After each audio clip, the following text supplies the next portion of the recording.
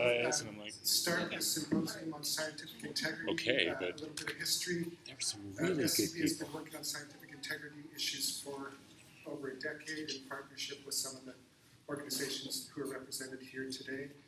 In 2016, at the Madison meeting, we had a similar symposia that resulted in a paper that came out last year in conservation biology. Of course, at the time in 2016, we were recounting fairly positive recent developments in the United States, as well as an opportunity emerging in Canada.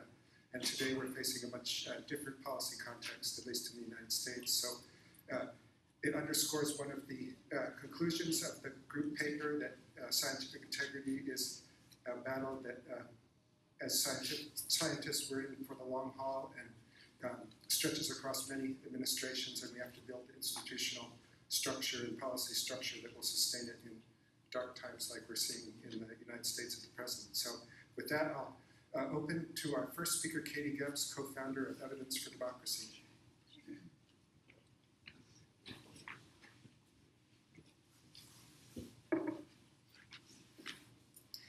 Thank you, Carlos, for pulling this session together.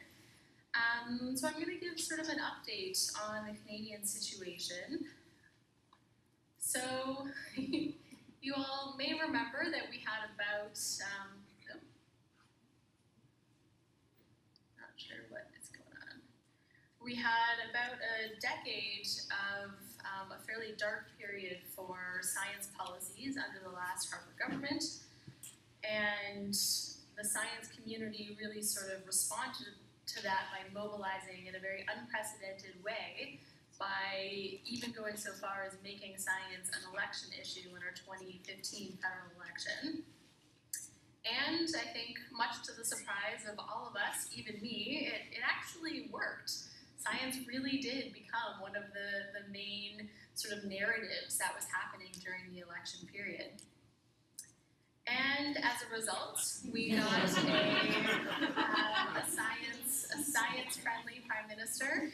So this is actually a really interesting photo because he was making an announcement at Waterloo, and a reporter asked kind of a snarky question about whether or not he knew what quantum computing was. And he actually had a very good answer. And so that ended up getting almost a week's worth of media attention. The fact that he could describe what quantum computing was. I was quite impressed. He definitely knew more about it than I do. But it was also interesting, this fact that, you know, him having this quip about quantum computing sort of mattered more for his narrative as being a science-based prime minister than actually doing things on science and funding science. That's a little worrisome. So I'm going to sort of lay out a bit about what our hopes were for this government and then what the delivery has been so far. We are about 3 years into their term, and so we have a good idea at this point, I think, of what they're going to be able to accomplish. Really, the next year is going to be sort of more going into a pre-election mode. So we were hoping to see, one, is an increased science capacity, more funding, more scientists. We were hoping to see open communication of science, so really addressing the muzzling issue, particularly with government scientists, making sure that they were free and actually encouraged to communicate their work to the public.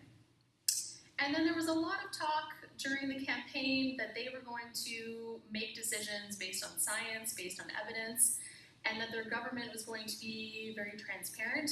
They like to use the word open by default. So these are sort of the three rubrics that I'm judging them based on. And I don't know why the slides are occasionally moving on their own. Okay, so for capacity, I'll break that into academic and government capacity. So in their first budget that they put out in 2016, we saw a little bit of money for the tri-councils, which are basically the organizations that fund academic research in Canada, for those who are not Canadian. And this was good. It was the first bump that we had seen in a number of years. It was widely supported by the science community.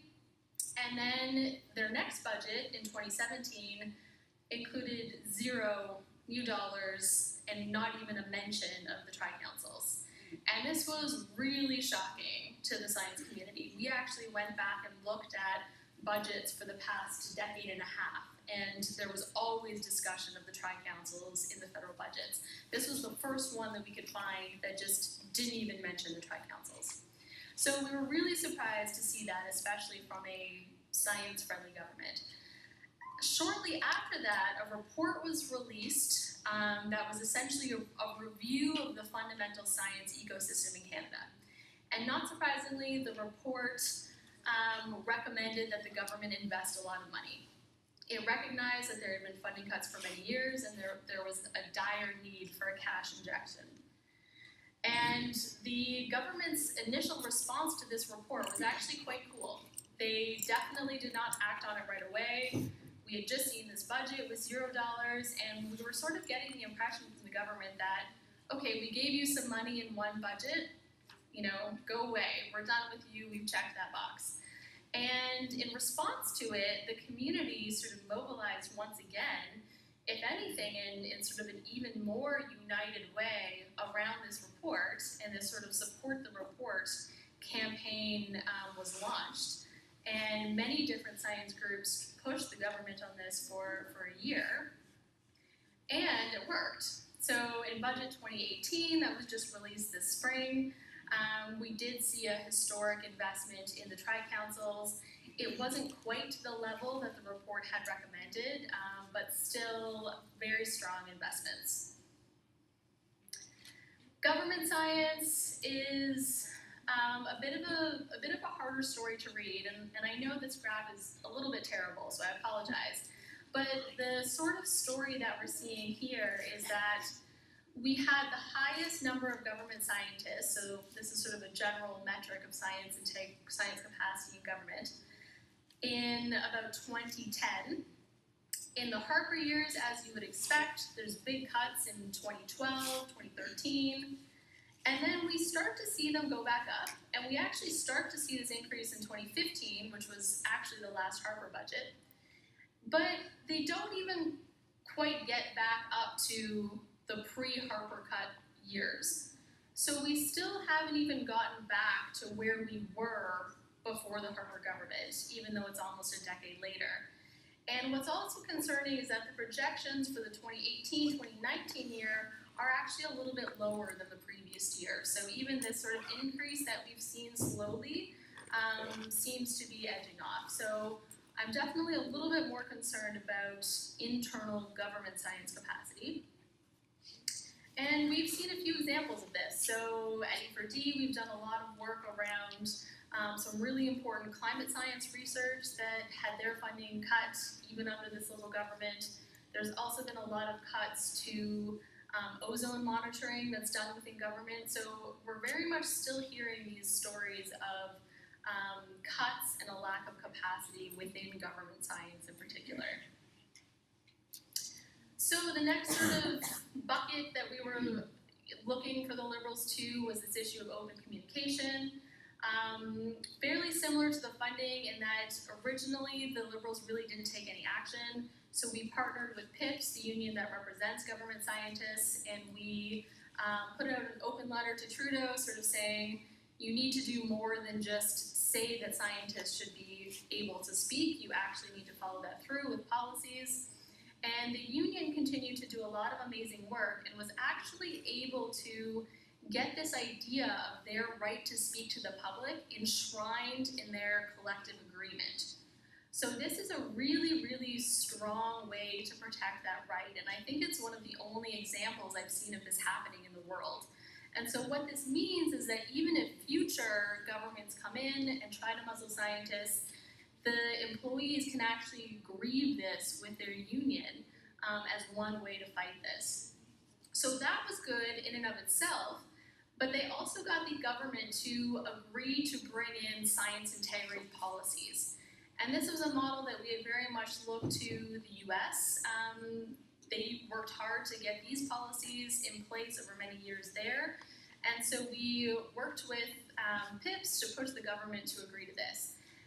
And the government brought in a chief science advisor, which was a position we had lost, so they brought in Dr. Mona Niemer, and one of the things that they tasked her to do was work on implementing these science integrity policies. So we have still been waiting and waiting and waiting as the government has worked on them. And just in the next week or so, we have heard that the model policy is actually going to be made public. So this is very exciting. This is, potentially one of the really, strongest pieces that we have to really ensure that science integrity is protected, not just today, but under future governments as well. And so this is just coming out. I've seen the model policy. For the most part, it looks quite good and quite strong. There are some concerns in there around publications that I don't really have the time to go in depth in it, but maybe in questions I can answer that if people want to know more. So we're making a lot of progress on this. There was another survey of government scientists about a year ago that still showed that half of them were not able to speak about their research. So that sounds very, very bad, that over 50% of government scientists still can't speak freely about their research, but it was 90% under the Harper government. So it actually is a very big improvement, even though it's still not great. So evidence-based decision-making was this third aspect that we had been assessing them on. I'll just touch on these briefly because I think some of the other talks are going to go into more detail. The Fisheries Act was one where they worked to sort of fix some of the changes that the Harper government had made to the Fisheries Act. I think this one was met with a positive response from the science community, while the Environmental Assessment Act was another piece of legislation that they were going to fix. And the scientists' response to that one was not quite so positive.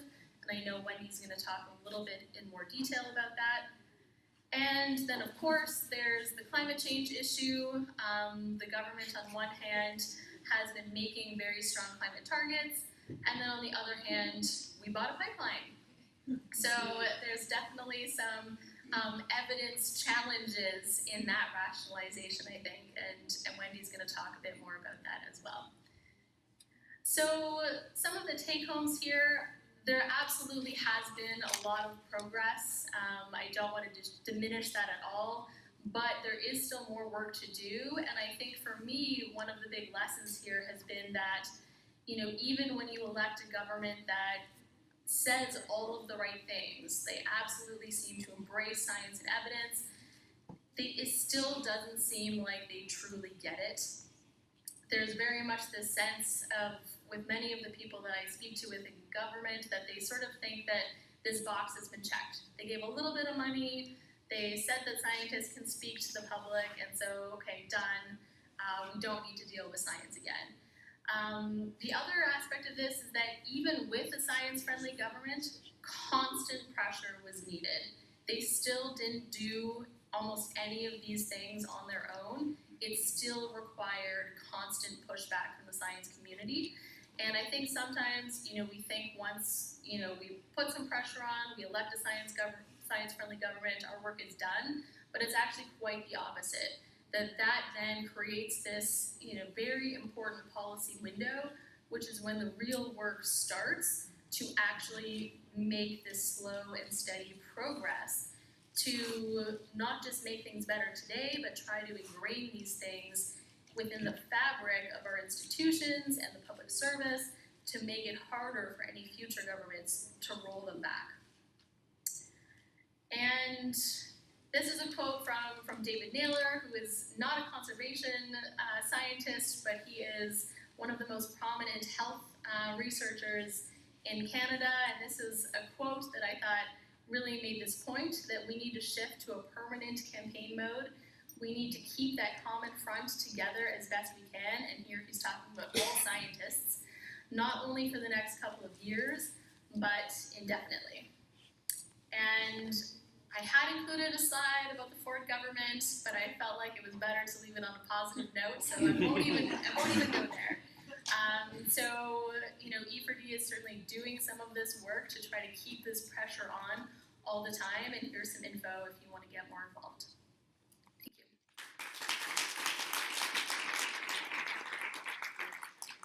One question. We'll also have a discussion period at the end.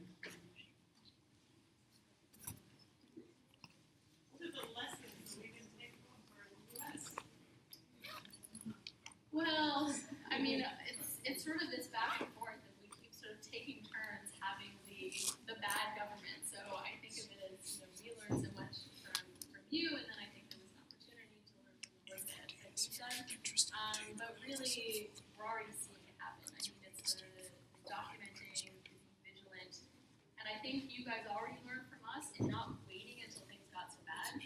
Certainly under Harper, scientists waited a long time before getting mobilized.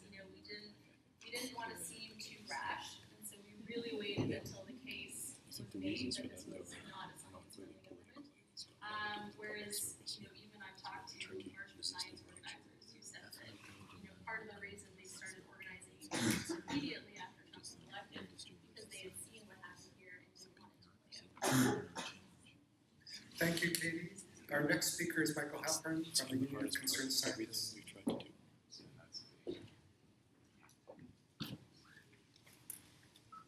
All right, you ready for that doom and gloom presentation about the United States?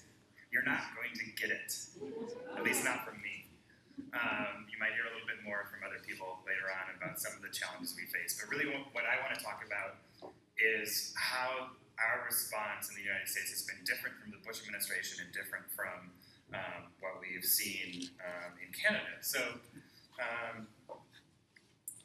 we learned a lot from what happened from the changeover from President Bush to Obama. When Obama took over, there was a lot of optimism about a radical transformation in terms of the use of science in policy making. And while we did make some progress, a lot of the partners, a lot of the scientists, a lot of the scientific organizations kind of went elsewhere, convinced that the threat was gone. And even though the administration did take some initial steps to protect scientists and develop scientific integrity policies and new whistleblower protections and other things, we ended up with the administration politicizing science and fracking, on emergency contraception and air pollution, on other issues, and ultimately not quite going far enough in terms of defending and creating the sort of protections that are needed to create resiliency for scientists.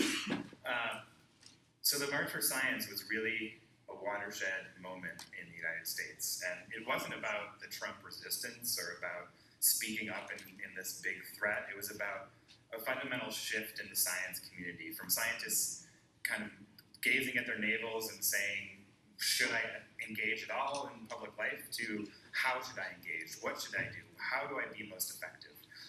And so we've seen this transformational change among scientists, and I don't think that that's going to change. I don't think we're going back. Let's talk a little bit about what we've seen in terms of general activism. I think that the trend among scientists is represented in the general population too. This poll was done in January and February 2018. This is before the March for Our Lives. This is before the recent marches about immigration.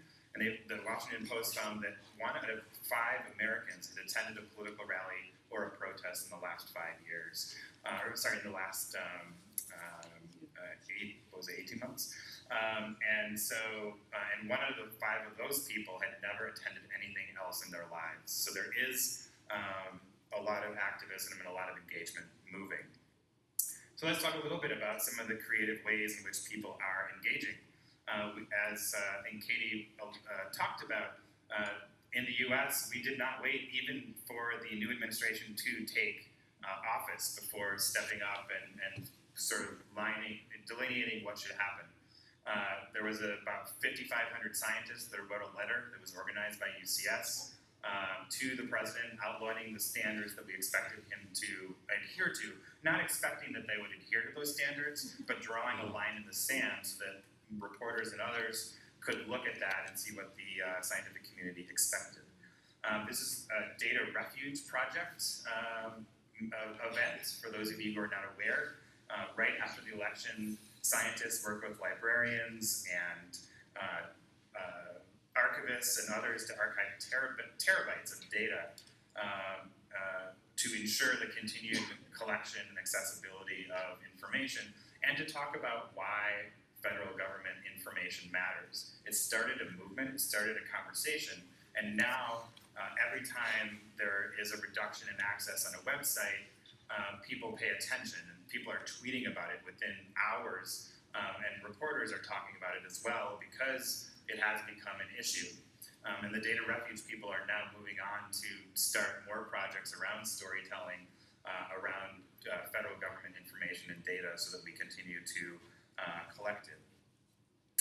Because of the work of scientists and organizations, the politicization of science becomes front page news when it happened. You know, it did take years for the science community to muster a response to the Bush administration, and now every single attack on science is met with a full-throated response. So when the CDC prevents staff from using words like vulnerable and science-based in budget proposals, people speak up. And same thing with regard to grant proposals at EPA and Interior that are subject to political red pens, USGS where media interviews are curtailed. All of these things are met with a lot of furor and fervor. Last year, when Congress proposed taxing graduate student awards as income, which would have made it really, really hard for a lot of graduates to attend graduate school, especially people of lower incomes, backgrounds, there were thousands of students that rallied across the country and met with their members of Congress and brought a lot of attention to this problem, sharing their personal stories and ultimately getting Republicans and Democrats to back off of that particular proposal in the tax bill. Right after the Environmental Protection Agency decided to politicize its science advisory boards by banning anyone who receives EPA grants from giving science advice to the agency. You heard that right. The people who the agency has decided are the most deserving of money from the EPA are banned from giving advice through the science advisory committees. There was a group of scientists, many of whom had significant experience with science advice at EPA and other agencies, that said, fine, we're going to set up our own shadow science advisory committee to check the future work of the compromised committee that EPA now has. Creative stuff. A lot of scientific societies are also developing guides to help their members effectively comment and effectively participate in rulemaking. There's an EPA rule that has been proposed right now. Comment periods up until August 16th that would restrict the types of science that could be used in rulemaking by requiring all data, including medical data, to be made publicly available before rulemaking could continue. A lot of scientific societies have filed their own comments and are encouraging their members to do so in a very, very proactive way. We're also seeing scientists show up in record numbers to provide meaningful input into policy proposals. And this is my colleague Gretchen Goldman, who showed up the other day at EPA last Wednesday, along with 108 other people, mostly in opposition to the proposal, to say this does not help EPA protect public health. Also critical to this type of accountability is the records that are kept by government employees. And we had heard multiple reports of that some political appointees were asking or ordering federal employees not to take notes in meetings to avoid an administrative record that could be used to throw out their arbitrary decisions in court. So we worked with some other organizations to develop this guide to encourage federal scientists to take both personal and professional notes so that those can be used in future legal and accountability challenges. Other groups are tracking what laws are being misinterpreted and maligned. I don't have a ton of time to go into the Endangered Species Act, but there are a number of problematic bills that have been proposed both in the House and Senate, and a reinterpretation of the act that has been put forward by the Department of Interior that would radically change how the ESA works and cripple it for a long time. This quote was the featured quote in Monday's New York Times. Clearly it's getting attention. Hopefully it'll make it go backwards. So the fact is that these kinds of historical moments bring movement building opportunities, and rapid response, if it's done right, turns into sustained distributed engagement that's led by leaders who are carefully cultivated and trained and put together, and there really is this activism boom in the United States. You have to do it in a way that is sustainable and smart.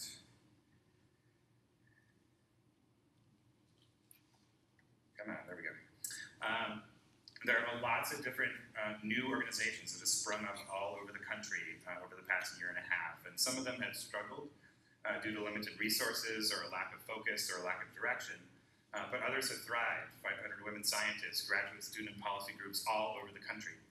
And a lot of us at UCS saw this and thought, this is awesome, this energy is great, it's awesome to see all of these things happening, but they seem to be doing the same things and making the same mistakes. And so what can we do so that they can learn from each other?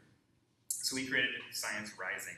If you check out the Science Rising website, you can find events, activities, resources, stories, all devoted to taking action leading up to the midterm elections.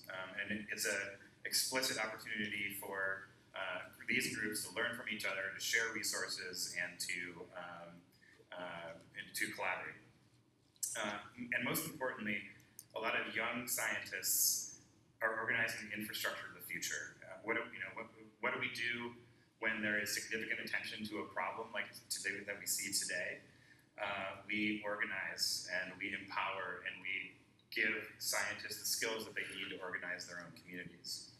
This is Montana, where a couple of months ago, UCS and 500 women scientists hosted a day-long science advocacy training with state legislators from both the Republican and Democratic parties joining about 30 early career scientists who held a group strategy meeting to figure out what actions they could take related to climate change, nuclear posture review, and other issues. And at the end, one of them said, we don't need to wait for these organizations to organize this thing, we can do it ourselves. And they started planning to go to Wyoming the next month for hearings around the Clean Power Plan. So when I think about organizing the science community in the US, I think of this kind of three-legged stool. You organize the constituents, the individuals, civil society organizations that have a stake in science-based policymaking, scientific organizations, and those kind of form the base of the stool, all brought together by partnerships. So I'm not really going to sugarcoat it too much. I mean, the challenges we do face are significant and profound, and science is not alone in terms of the types of institutions that have been attacked by the president. We've seen the media attacked, we've seen the judiciary, intelligence agencies, the military, the elections process. Everything becomes politicized, and science-based policymaking is more difficult when everything is perceived as a political issue. So ultimately, we have to rebuild the strength in our institutions and public faith in them, and science is one of those institutions, and that requires overcoming the poverty of imagination, which is what Darren Walker, the president of the Ford Foundation, calls it. And I want to kind of leave you with this quote: "The poverty of imagination eats away at our capacities for generosity and empathy. It diminishes our discourse and makes our interactions petty and small. It breeds distrust for institutions and increasingly information." So we need to really be as creative as possible in overcoming a lot of these challenges and avoid succumbing to that poverty of imagination. So a lot of people say to me, "Michael, you must be so depressed working in Washington these days where facts don't matter at all, where science is under attack from all sides, where xenophobia and disrespect for human dignity is hurting the science community and elsewhere, and how do you wake up in the morning?" And I say it's because I'm surrounded by all of these scientists, all of these organizations, all of these individuals who are coming forward to step up into this space and to fight for science. So I'm ultimately optimistic. I hope all of you have a spring in your step leaving this session today, because there are a lot of great things happening. Thanks.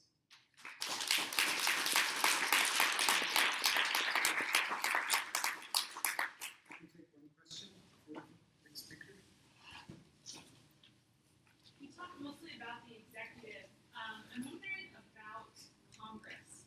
I'm old enough to remember the Bush administration, and I recall Congress being fairly anti-science in some sense. And I'm wondering sort of how your organization works in the longer term when maybe the executive will change, but Congress is not going to change as rapidly. Yeah, I mean, so Congress is a longer-term challenge. There have been a lot of anti-science bill is coming from Congress for a really long time. The part of the challenge is really figuring out what are the things that are temporary and what are the things that have the potential to do more long-term damage. And we've been fighting a lot of so-called regulatory reform legislation that would really sideline science from the policymaking process on a permanent basis. So the way to go about that is really in training scientists in specific districts and specific states to make meaningful the connection between science and policy on public health issues and environmental issues, so that it becomes more difficult for those representatives to support anti-science legislation.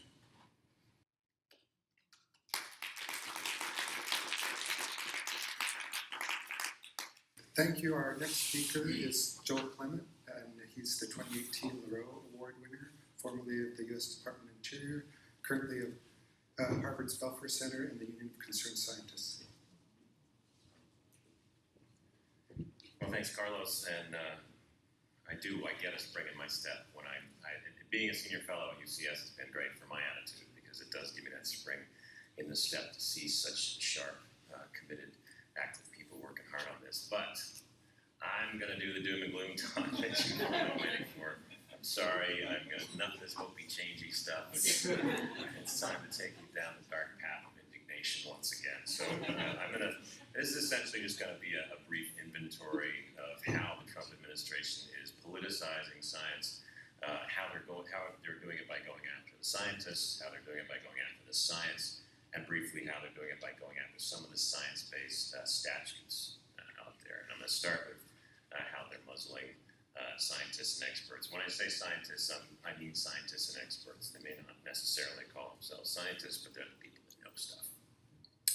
And I'm going to start with my story for obvious reasons. I know a little bit about it. I ran the policy office of the Department of Interior for about 6.5 years. This administration came in. I was also the top climate policy advisor there. This administration came in and kind of gave me the silent treatment for a few months before one Thursday night at about 8 p.m. I got an email that said, "Hey, you're no longer going to be doing that work. We're reassigning you to the office that collects royalty checks from oil and gas and mining companies." So it was a clear indication they wanted me to quit. I sensed, obviously, that there's some retaliation in there. I had to find some legal help and find out what my rights and protections were, and something, by the way, that I think every federal scientist and employee should do, know your rights and protections. I, about a month later, filed a whistleblower complaint. I went public with that. So I at that time became the first whistleblower of the Trump administration. But I wasn't the only one who was reassigned that night. There were dozens of senior executives that were reassigned that night. And so the Senate smelled a rat and asked for an investigation from the Inspector General. So one of the many investigations underway over the subsequent months was happening at the Inspector General's office at DOI. And their report came out a couple months ago, and it said, yes, indeed, these folks did everything wrong. They broke all the rules in terms of these reassignments. They didn't have reasons for it. They indicated retaliation. They indicated a lot of discrimination. 1/3 of those dozens of executives that were reassigned were American Indian, right? So it was just, they checked every box for horrible workplace management. But because they didn't keep a paper trail, they couldn't be held legally accountable. So there are other investigations underway, and something may come of it. But that was just one of their first attempts to muzzle and retaliate against the folks that are doing the important work. But there are many other examples of this. Many staff were blocked from attending conferences like this. I think the AGU conference and some archaeological conferences, several scientists were told they can't go. The political appointees, Secretary Brian Zinke in particular, tried to intimidate some USGS scientists into releasing some proprietary information about oil and gas prospects, which is absolutely against all the rules. And those folks quit and do that. So this was another chilling incident early on at DOI. More recently, the supervisor at Yellowstone, Dan Wang, was essentially forced out. Some of you may know Dan, one of the most impressive National Park Service employees, longtime employee, decades, was forced out unceremoniously. So some of these things continue to happen with personnel. The advisory boards, Michael mentioned, were suspended. There are dozens of advisory boards at DOI for the various different bureaus there, and some of them have been reinstated, many have not. One in particular, the advisory board for the Park Service, they all resigned en masse because they were being completely ignored. So you can suspend them, you can ignore them, but they essentially are muzzling and marginalizing scientists there.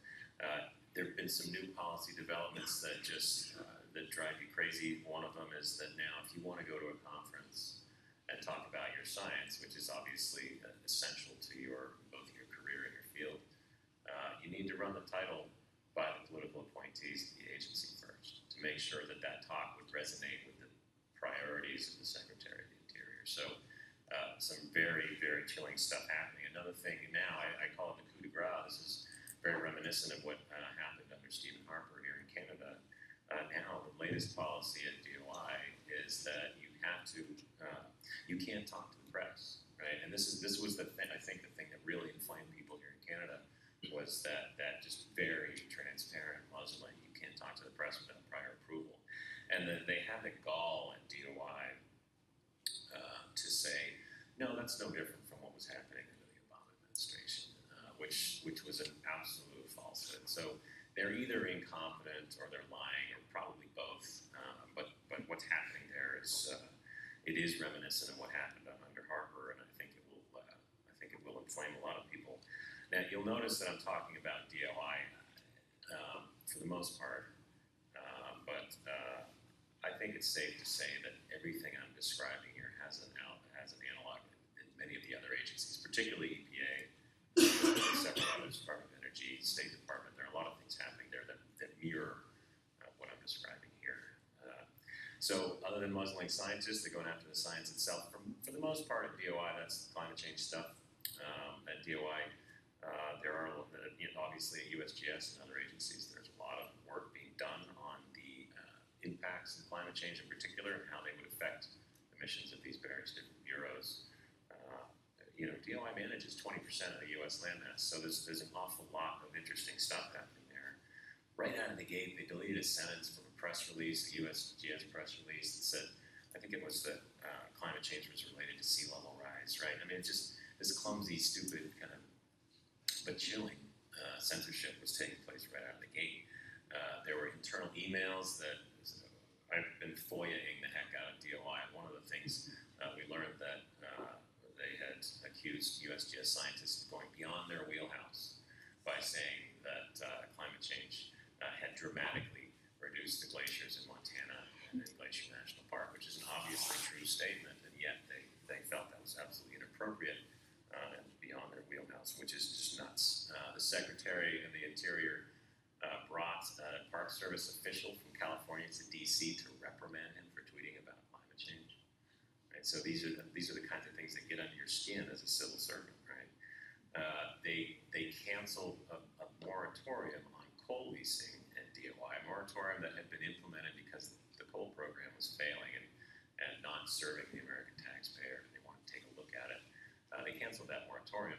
And to add insult to injury, Zinke then subsequently also canceled the National Academy's study into the health impacts of mountaintop removal coal mining.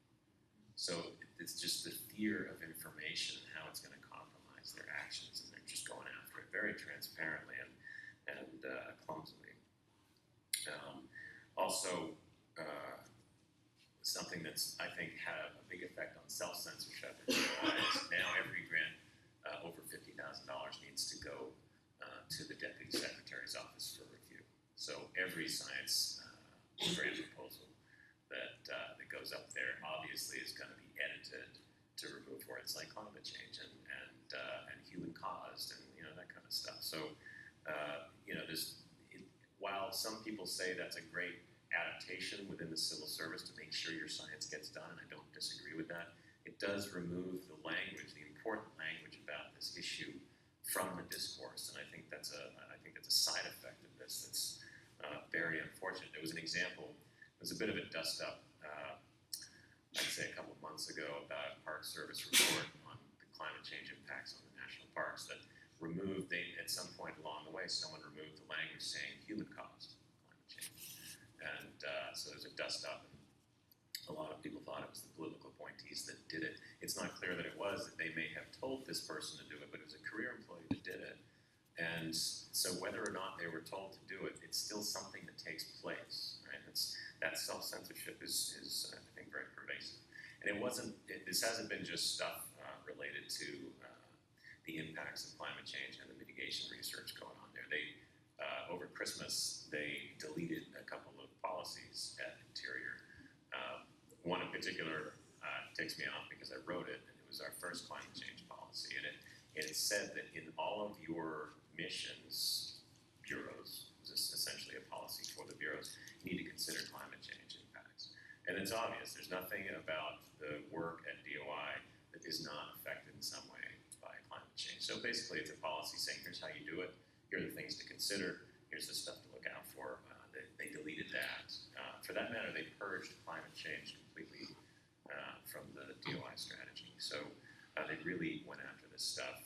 Climate change has disappeared in many ways from the public face of Interior, even though some of the research, thankfully, is still going on. And for that, we have the civil servants to thank, particularly the government scientists that are risking drawing attention to their work. So the last thing I wanted to hit on is that there's also this undermine. Not only are they hobbling the agencies and marginalizing the scientists, but they're undermining those laws and statutes that are very science-based and have been very effective over the years. Michael mentioned the Endangered Species Act.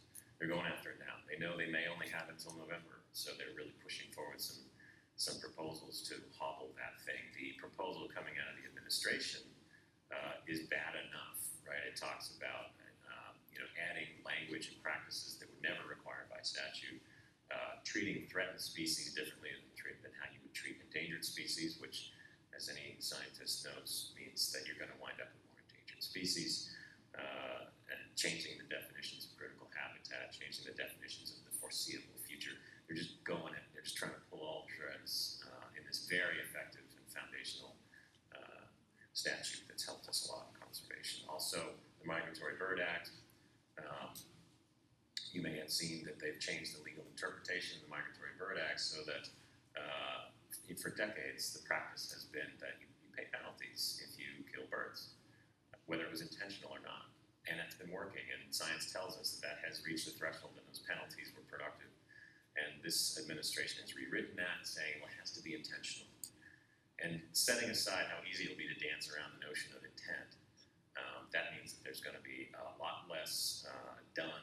Oil companies are not going to bother to put nets over their waste pits that birds find so attractive and die in if there's no penalty for that. Right? So the Migratory Bird Act and in NEPA, we just heard yesterday, they're not going to allow compensatory mitigation anymore. And I don't have enough time to get into the wantonness of compensatory mitigation, but when you develop a project, you put in an oil rig, you're supposed, according to the National Environmental Policy Act, you're supposed to either avoid impacting species or wetlands or other protected things, or you mitigate those impacts, you change your proposal, or you compensate. For the most part, the government has not bothered with avoid and mitigate, they go straight to compensate, and that's how they made some projects go through. That's what the law says. So now they're saying there'll be no compensatory mitigation, which is unlawful, it's absurd. So that's what I mean by sloppy and amateurish, the stuff they're doing. They'll wind up in court. So those are some of the things that are taking place. I think I'm out of time, but I really enjoyed hearing what Katie was saying and Michael as well, because I think we have a lot to learn from what's gone down in Canada, and I'm enthused by what I see UCS doing and other organizations. It's just been fantastic to be part of all that. But we do have to, it just has to be steady and nonstop, and I think the membership of the Society for Conservation Biology needs to play a key role in that, and I hope you will stay engaged, because like the quote that Michael offered, we can't let up, probably can never let up. So thanks, there's your doom and gloom.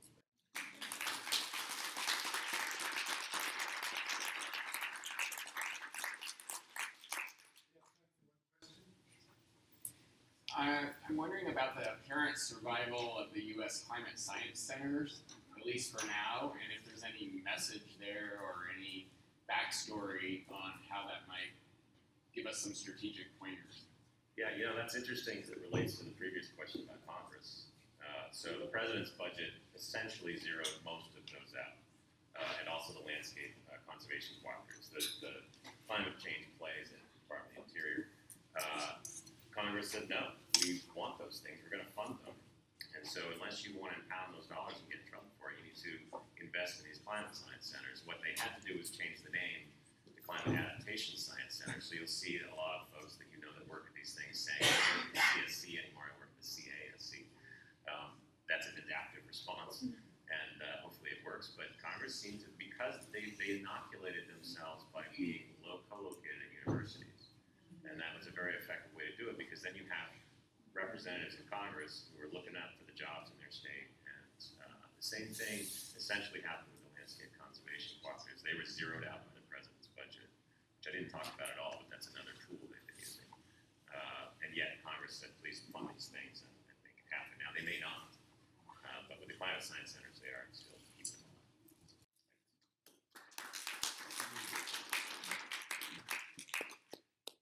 alive. Our next speaker is Dominic De La Sala of the GEOS Institute. I think it's so fitting that I followed Joel, because when he was in Interior, I was lobbying him all the time. So my career, I no longer track it in years, I track it in administrations. And I've been at this for a while, working on spotted owl issues, going back from the Clinton administration to the Trump administration. And also when I was president of Society for Conservation Biology, the North America section, which was involved in this issue as well. SCB played a pretty important role in pushing back on some really bad things that were being proposed for the spotted owl. And I also served on the spotted owl recovery team under the George Bush, W. Bush administration, which was probably the worst mistake they ever made, because I became one of the whistleblowers when we were told in a 300-page recovery plan we could only have one page pertaining to habitat. And that came from higher-ups in the administration, and I blew the whistle on that. There was a hearing, and Obama came in, overturned the Bush plan, put his plan in play, and now we're at a point where there are forces in play to trump the Northwest Forest Plan. And the Northwest Forest Plan is really the conservation strategy for the owl and for thousands of species that also use the old forest. And so what I'm going to do is speed up. It looks like my slide already jumped ahead of me. And talk about the precautionary approach, because this is the latest attack on owl and Northwest forest issues. And the precautionary principle was in a set of comments that I sent to the administration. It's just going on its own here. Maybe that's a hint. That they needed to really follow this, because this is like an international standard for avoiding impacts to the environment. How many people have seen this before the Rio Summit? You know about the precautionary principle. It's do no harm, right? So you have to, if you're going to propose a project, you have to demonstrate that you're not going to harm the environment for people and for nature. And it's used in a lot of different international settings. And so we tried to introduce this to the spotted owls so that the agencies could take a precautionary approach to a species that literally is circling the drain, is declining throughout its range, as the latest demographic studies have shown. All through the range of spotted owl is declining. And habitat's still a component of that decline, but we also have the invading barred owl now. So here's just some basic background on the precautionary approach, and this is what we as conservation scientists put into practice when we're dealing with our work, whether we're, there it goes again, whether we're working on policy issues or talking to managers. You can see the different places that the precautionary approach is used. And we need it because really there's no Jurassic Park for nature, right? Once a species is gone, that's it. And this is certainly the case for the owl. It's been circling the drain now for at least 2 decades with a speed up in the rate of decline. So what we're looking for is caution in the context of uncertainty. And some of the other terms that you see up there from the medical literature: informed prudence, the Hippocratic oath to do no harm, and then again, the onus of proof shifts to the proponent of action. And this is what we were reinforcing with federal agencies when they were looking at recovery needs of the spotted owl, that they had to be cautious. And there actually is a petition to uplist the owl to endangered. That's how serious the declines are. So that standard, that bar for precaution, really needs to be at the highest level. And then there are also ethical considerations, responsibility towards future generations, moral issues. You know, the Society of Conservation Biology prides itself on saving life on Earth. And so this is definitely consistent with our own principles as a society. And you know, there are moral obligations here to the extinction of the species, because again, once that's gone, we've lost a whole genetic library that is part of the evolutionary processes that have been in play on this planet for millennia. So we don't want to see this happening. And so again, caution. So here's where the ESA fits in. So the ESA has a built-in precautionary principle in the statute. It predates the widespread international use of the precautionary principle. And again, it's built into the statute, and it sets the precautionary bar at avoiding jeopardy, what the federal agencies call jeopardy and extinction. Jeopardy is on the path to extinction. So you have to have actions that are serious enough to cause the extinction of the species. However, the Fish and Wildlife Service, under the Obama administration, changed the jeopardy standard. So pretty much in the region as big as the Northwest Forest, you have to have simultaneous asteroids hitting owl habitat in order to trigger jeopardy. So they set the jeopardy bar so high, it's really hard to get a jeopardy decision for any species under the ESA these days. But nonetheless, if there's uncertainty regarding jeopardy, the benefit of the doubt falls to the species, right? So that's, again, why we need to have the precautionary approach. Okay, so here's kind of the greatest hits of spotted owl history. 1992, it's listed under the Endangered Species Act because of destruction and adverse modification of its habitat by logging due to inadequate regulatory mechanisms. So in the 1990s, the owl was the symbol for old-growth forest protections. Today, the owl has become the symbol for logging, because now the argument is that if we don't log the forest, they're going to burn and the owls are going to die anyhow. Okay, I'm oversimplifying, but pretty much the symbol has shifted from protection to we need to do active management, and in this case, more logging. And so we've got the Northwest Forest Plan, which is a global model for ecosystem management and biodiversity conservation. The Society's been very active in this over the years. It is a wonderful plan. It's going to go through a revision, and unfortunately, that revision will start in this administration. The Bush Recovery Plan was put into place 2006 to 2008 when I served on the team, and then Obama came in citing political interference in the recovery plan because of the whistleblowing that was happening. We got a new recovery plan, which was okay, but then they went into this active management thing and they overdid it. They overshot. SCB, the Wildlife Society, commented on it, and that played a role in making some changes to the plan. Then we got this memo from the White House, which came over from the Office of Management and Budget. You can read the red there. It basically says the owl can't survive without logging. So this is where the symbol shifts from protecting the owl for old-growth forest to, hey, we got to log, otherwise it's going to burn and the owl's going to wind up losing habitat anyhow. So this actually came out of the Obama administration, not the Bush administration. And here's what the recovery plan says. It says that if the long-term benefits to spotted owls of forest thinning treatments outweigh the short-term cost in terms of impacts, then go forward with it. And so here's where the precautionary principle comes into play. So we wanted to set that up as a hypothesis. We did an analysis. This is a paper that was published in the Open Journal of Science. I don't have time to get into the methodology.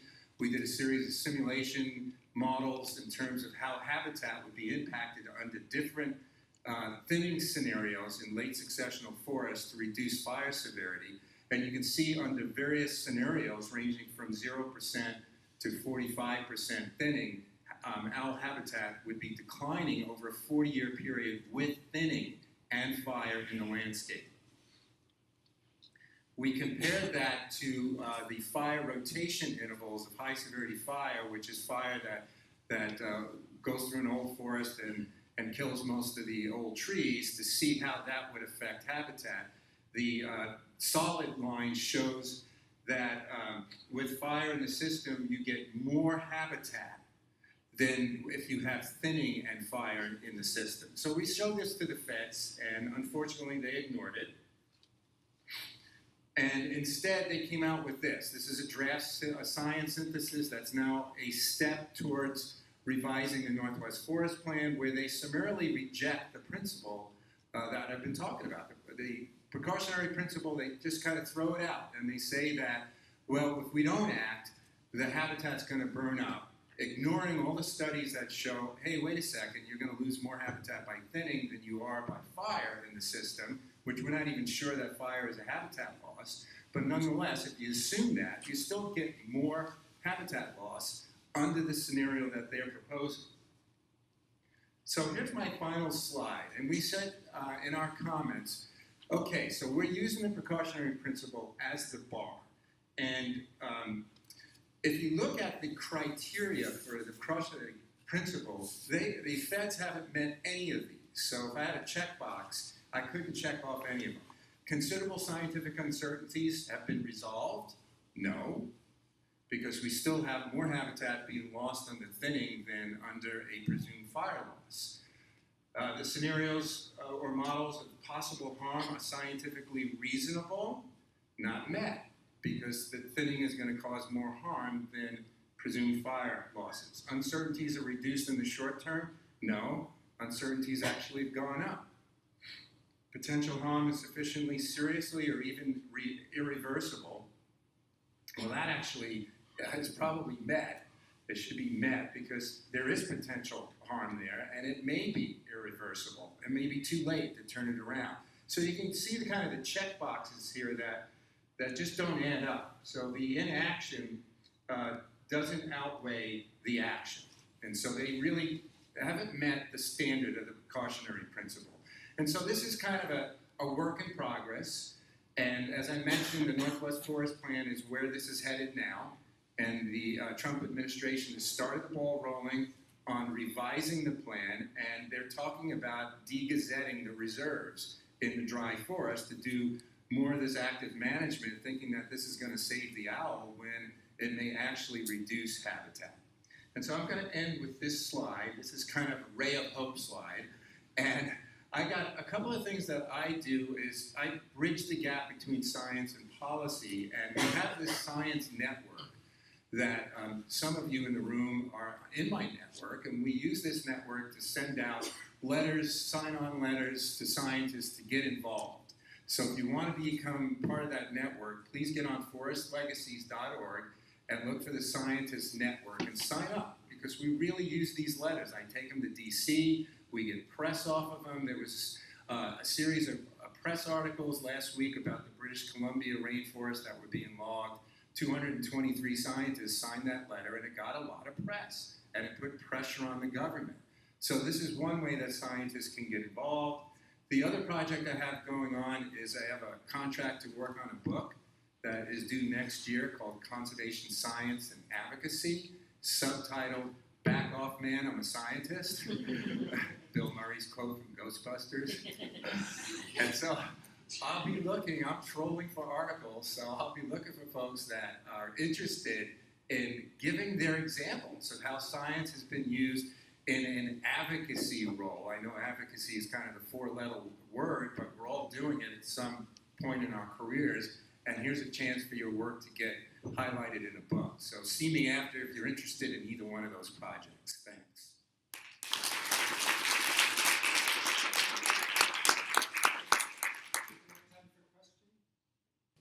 Our next speaker is Wendy Palin from Simon Fraser University. I'm going to try to ensure that the slides do not advance. Yeah, I have 59 minutes per slide. I hope it's comfortable. Just kidding. Well,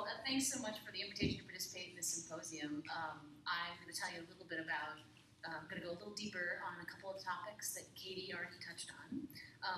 But first, a little bit about me. So I'm an academic scientist, but I try and keep one or more feet planted firmly outside of the walls of academia, working on conservation science policy issues. But this is the sort of stuff that my students and I do on a fairly regular basis when we're out there getting dirty and collecting data on things like climate impacts and species at risk, and trying to sort through various environmental problem-solving challenges where there is a scientific need to inform some of the decisions that are made.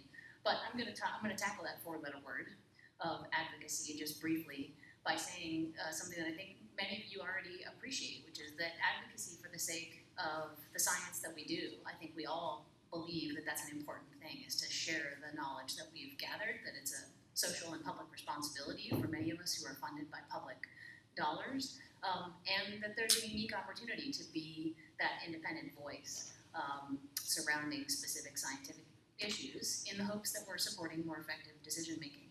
And in addition to that, I have the great privilege of sitting on the board of Evidence for Democracy and working with really smart people like Katie to be an advocate for science in terms of how it's protected, how it's voiced within our federal and regional and provincial state governments, and how it's enshrined in legislation and policies, again, with the aim of supporting effective decision making. And these organizations depend on the participation of people like all of you in the audience. Okay, now I'm going to take us back to the bad old days. In Canada, this is former Prime Minister Stephen Harper, who was notorious for many things. Oh, now it's going backwards. That's interesting. I'm not going to get paranoid yet. Academic freedom is a good thing. Where he's notorious for having, he was a member of parliament from Alberta, which is heavily dependent upon oil revenues from the Alberta tar sands, and many of the policies that he enacted with his conservative majority government led to an erosion of the environmental policies, scientific integrity policies in our country. And so I'm going to hit the lowlights here just briefly. Katie did some of this already. And there's just so many good cartoons from this era, from this decade, that it's actually hard to pick. But this one is pretty great, with the media minders from the Conservative Party taking this is based on an actual event of scientists to the International Polar Year Conference, and that all of the interactions that they had in the hallways, including questions fielded for their talks, they all had to go through the media minder. But the lowlights, so to speak, are that former Prime Minister Harper eliminated the funding for many research stations, reduced funding for all kinds of research initiatives federally and at universities, kind of did some bonehead things, a little bit like what Joel was saying, that just didn't score any points whatsoever, like closing research libraries at the Department of Fisheries and Oceans, many documents of which had never been digitized, old data sets, things like that. Really severe restrictions on science communication with journalists and other scientists. And then a huge number of scientists actually lost their jobs at federal agencies. And the thing I'm going to drill into a little bit more is this really challenging thing, which was that a lot of our marquee environmental legislation in Canada was dismantled. And what we know now, after the fact, from a number of FOIA requests, is that those pieces of legislation were rewritten by corporate interests, like literally word for word, which is a little bit disheartening. And I'm going to talk about how easy that was to do and how hard it is to reverse.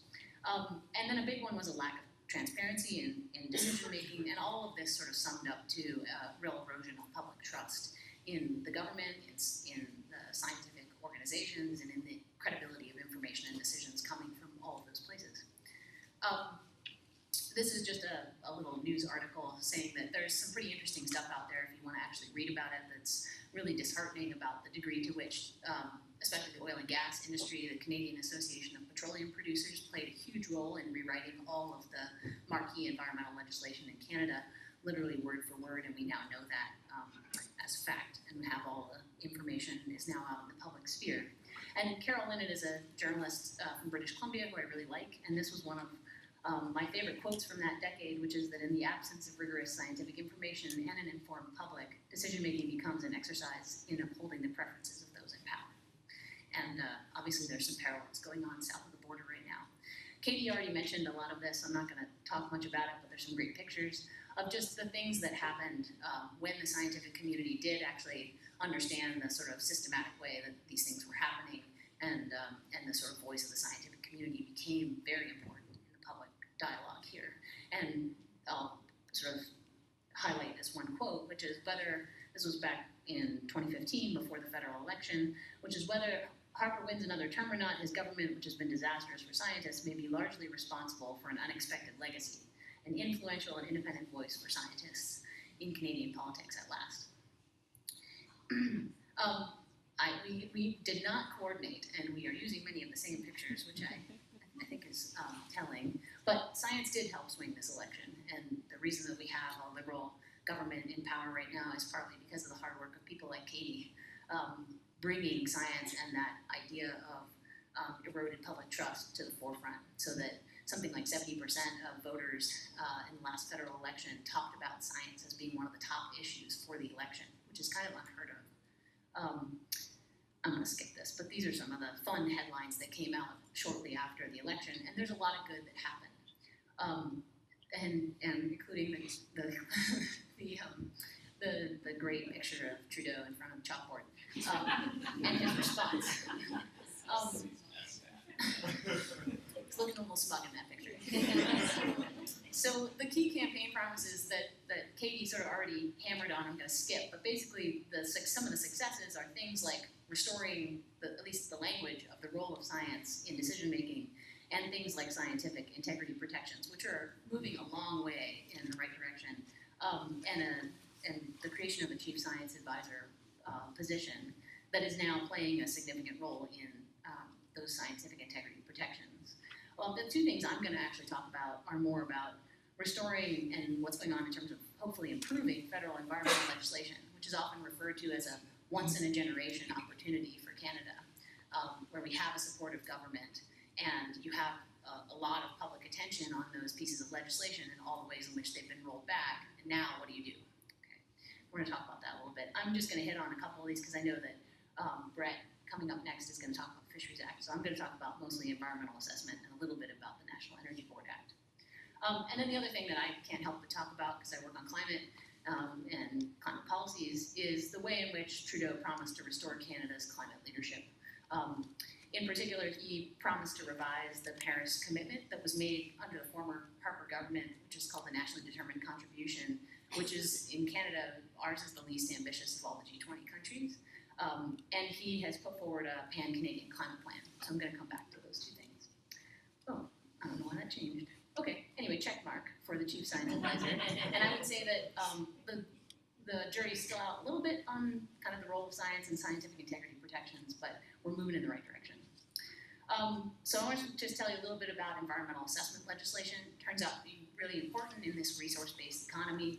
The very large resource-based development decisions that get made every year in Canada are also the focus of most of our environmental battles, having to do with biodiversity, ecosystem protection, freshwater, human health, First Nations rights, title, that sort of thing.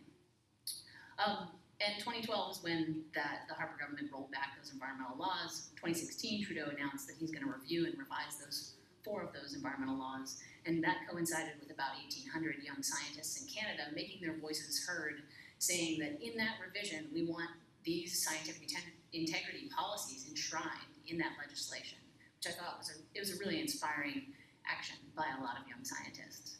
2017, an expert panel report was made public that concluded the need for really major changes to how environmental assessment is done in Canada. And then just this year, Bill C-69 is the actual Impact Assessment Act, which is the new Environmental Assessment Act. And unfortunately, it really falls well below what we had hoped would be the case and what was asked for by that expert panel. I'm going to just show you a couple of quick things. One is this is a paper by Aaron Jacob and colleagues that analyzed the comments that were submitted during the environmental assessment panel process. And it's broken up by interest group on the y-axis, and then the sort of key, kind of graded according to the key principles of scientific integrity, where people's comments fell. And the dark bars are basically meaning that there was very low support by those interest groups for those components of scientific integrity. And the thing that stands out most to you is that for industry or industry-associated comments, what you see is that many of those pillars of scientific integrity were not supported in the comments. They were actually actively asked to not support things like independence or scientific rigor. So this just is a sort of a cautionary tale in my mind of the role in which sort of corporate and business influence still has a lot of sway in Canada. And when we look at the expert recommendations from the panel and how well the actual legislation matches this in terms of the words, what we found, there was a group of us, a scientist that did this and went through page by page, line by line. I don't know if I would have given it a D, but I wouldn't have given it a good grade. And we basically found that it fell quite short. So in terms of restoring and improving these federal and environmental pieces of legislation, I would say that we're pretty far from having accomplished that, at least for environmental assessment and National Energy Board, I'm going to talk about here just for a second in a minute. So just in the last couple of minutes, what I want to do is tell you a little bit about oil sands, because that's something that I work on quite a lot with a few of my colleagues. And just as a backdrop for the conversation about climate, so this was Canada and US both had the same commitment to Copenhagen, which was a 20% reduction in emissions by 2020, and by Paris, what the Harper target did is basically just push the timeline a little further, 30% by 2030, which is actually a slower rate. And what the Inspector General and many other independent organizations have found is that Canada's actual emissions, which you can see there in red, are literally going in the wrong direction. Like, we're not even close to meeting any sort of target that's even the least ambitious target that we have. And that's because of this. So this is showing the projected change in greenhouse gas emissions. If you look at all these different sectors, the things that I have covered up are the ones that you probably would guess at, which is the amount of emissions that are generated from oil sands extraction, upgrading, and transportation. So this is not burning oil sands. This is just cultivating it and mining it and selling it, basically. And so that means that the national total is literally going in the wrong direction from what we've promised for decades to do internationally. So Trudeau said he was going to fix this with a pan-Canadian climate framework by getting all of the provinces to agree to a form of carbon pricing or carbon taxation. The problem is that in order to make that climate framework work, he's had to do some horse trading in the background of literally trading promises to build oil sands pipelines that enable additional production from Alberta's tar sands region to get to presumably foreign markets or deep water ports. And it turns out that this has now come out that this was literally a sort of backroom deal, a promise made to Alberta to have a pipeline so that then Alberta would sign on to the Pan-Canadian Climate Framework. With the election of Doug Ford in Ontario, the Pan-Canadian Climate Accord is now literally in the garbage can. So this sort of politics turned out to be just literally as bad and wrong as possible. And now in the stranger than fiction category, the government of Canada has purchased a failing pipeline. They bought the old 40-year-old pipeline in order to maintain the opportunity to build a new twin version of it for somewhere north of $10 billion. So just coming back to the sort of key campaign promises, I think unfortunately where we are is that in terms of the climate leadership, we're really failing in terms of our Paris commitments and our Pan-Canadian Climate Plan. In fact, we're going in the wrong direction. So the last thing I just want to say is a couple of things here is that observations from this, given the parallels to the US, is that it's far easier to deconstruct important pieces of legislation than it is to reconstruct them. And that seems sort of obvious, but the amount of engagement and continued focus by the scientific community, legal experts, throughout this process is really intense, and it's very time consuming, and it's tough. And we're the ones that are supposed to be sitting up here saying things are good in Canada. So this was just an eye-opening experience, is recognizing that actually the mobilization of the scientific community has to happen as much or more now with a supportive government than it does when it's under attack, which is sort of something we've heard now from multiple speakers, is that the race is long and apparently never ends. And then the last thing is that I think that these serve as sort of a cautionary tales, is that this sort of, the progress that does happen, and there are important measures of progress under the Trudeau government, they happen with outside pressure.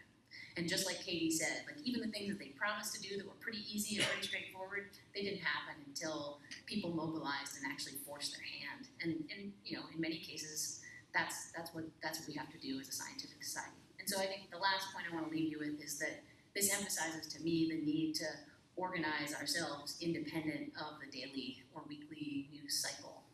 I think we all get caught up in that, especially in the Trump era of thinking that the sky is falling every 15 minutes, and it is, but that we have to have some sustained engagement around things that we care about, and in this society, it's about the protection of ecosystems and biodiversity, and those things are, if we're not going to sort of sustain engagement around those things, then who will? So I invite you all to join me in this. Thank you.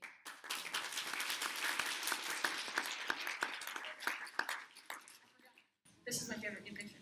I saw it at a rally a few months ago. So we have time for one question.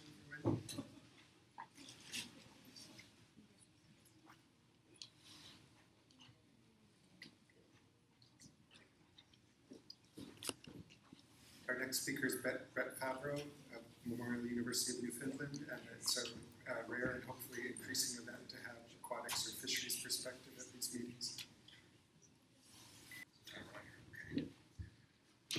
I always get a little bit shaken when I see a climate change graph that shows emissions going up.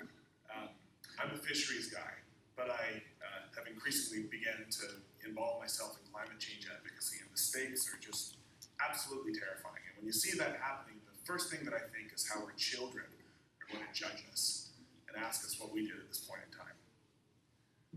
So I'm from Newfoundland. Well, I'm originally from Vancouver, but I moved to Newfoundland and Labrador about 4.5 years ago, and I work at Memorial University. For those less familiar with Canada, that's Canada. Newfoundland is all the way on the right. It's referred to as that new province by my wife's neighbor, who's in their 90s, because he actually remembered when Newfoundland joined Confederation. And in Newfoundland, everything's a little bit different. Many people on the street will be able to tell you, if you say, oh, I'm up in 3LNO, they'll know what that means. And that's the terminology that's used to sort of parcel out the ocean, which you'll see on the right there. That's the North Atlantic Fisheries Organization. And when people talk about Newfoundland fisheries, oftentimes what they're actually talking about is the 2J3KL region that you will see sort of, well, you know, I don't have an arrow, but it's right in the middle there. I'm going to start by telling a few stories. So the Northern Cod is probably the most famous fisheries collapse example that many people are aware of, even outside of the discipline of conservation science. And the story is very simple. We overfished it, and then it collapsed, and everybody lost their job. And I would say this graph here sort of is the picture that most people have when they think of Newfoundland and Labrador fisheries. 23,100 jobs back there, and then when it collapsed, there was this famous moment when the fishery minister, John Crosby, was confronted on a dock and said to the angry crowd, I didn't take the fish out of the goddamn water. And that's how the moratorium began.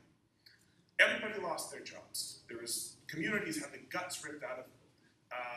It was disastrous to the province, and it still hasn't recovered to this day. But of course, the story doesn't end there. A lot of those fishers stayed in fishing. And what they actually did was shift their effort onto other species like snow crab and shrimp.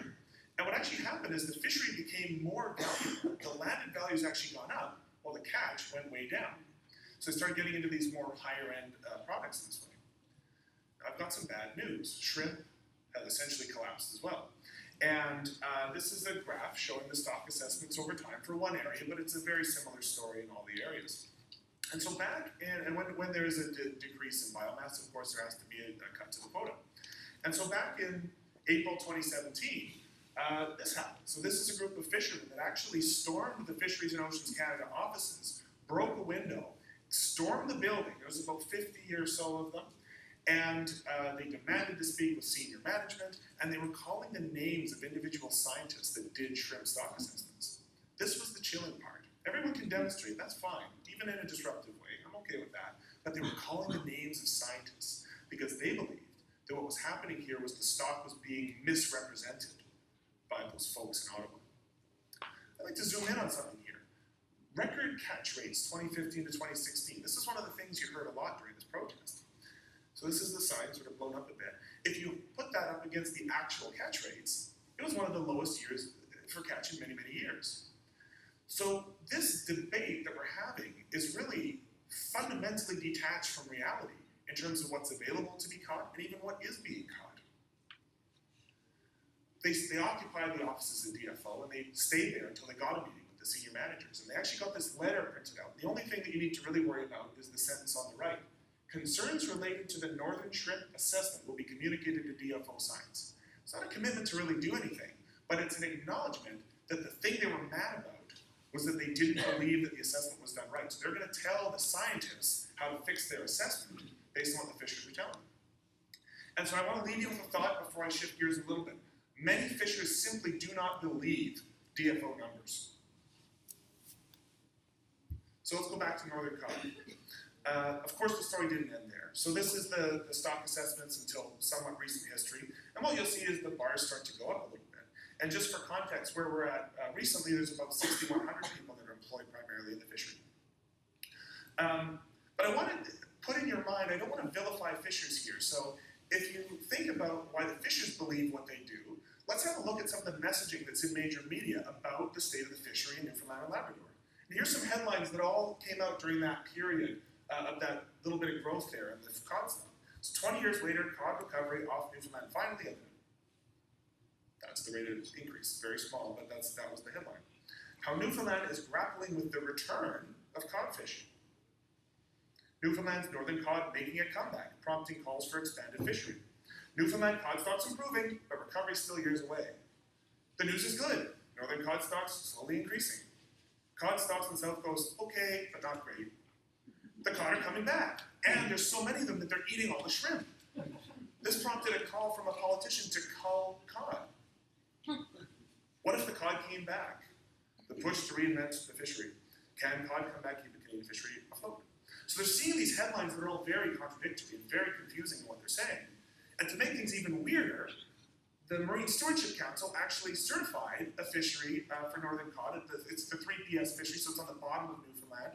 And they did it based on this. So this line here that you're seeing, the blue line, is the catch going down, certified sustainable. So this was an objection filed by the Ecology Action Center for this.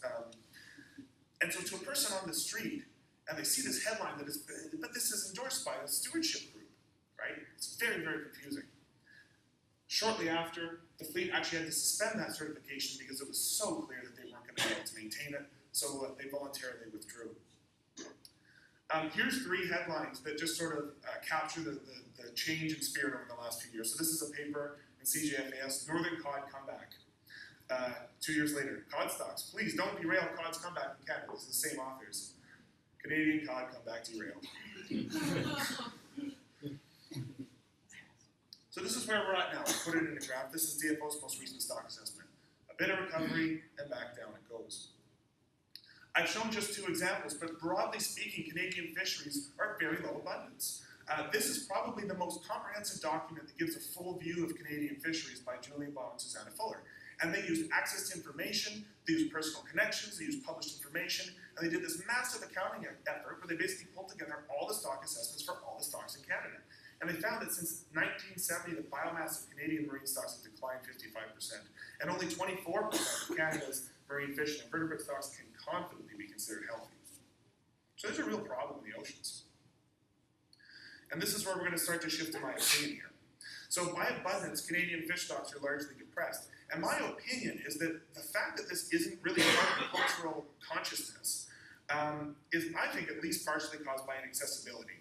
In language, so the technical language used in stock assessments, but also the fact that you literally just can't get these things without using access to information processes. So it's hard just to get these basic information to have that public debate. And so that's why you get these headlines that are all over the place. So it's not surprising that Canadians have trouble wrapping their heads around where things are at. Now I was thinking to say what I think should be in a transparency rule, which I think is desperately needed to help fix some of this, but there's so much out there on what this should look like. That aforementioned Baum and Fuller paper had this to say. To achieve stock recovery and ensure management accountability, it's imperative that basic data on the state of Canadian fisheries be made public, and that information regarding management processes and decision-making is available and open to all stakeholders. Basically speaking, you should be able to go online, click a button, and very easily see what the status of the stock is. This is not an unreasonable thing to do at this day and age. This is easy to do. However, that transparency should extend not just to the scientists, it should extend to the managers who make decisions based on that science. That's the basic principle. I'll leave it to you all to read that about how this should actually work, but I want to make, and also I want to highlight evidence for democracy because they've done a ton of work on this concept as well. There are people within DFO working to improve transparency, and I want to give a shout out. This is Karen Dwyer. She does this excellent presentation, this technical report about the stock assessment for cod. And she's putting herself right in the line of fire because people are mad, people don't really understand that the management and the science side of DFO are two sort of different things. And so, this is great. So they're really taking this seriously, trying to do the science communication effort. I think they're doing a good job of it. But why is this happening? Why are these individuals doing this? Let's reverse back to 2015 with this breaking headline, Federal Government Unmuzzles Scientists. So this is right after the Trudeau government got elected. DFO was actually the first agency to unmuzzle its scientists, and they did so with a memo. And it basically read like this. So this is the regional director at the Bedford Institute for Oceanography. He said, basically what I told the staff is if you're contacted by the media, let's say you're at a conference or workshop, the media is there, you talk directly, you don't have to say, I don't have permission to speak. This was done by a memo, and the culture changed.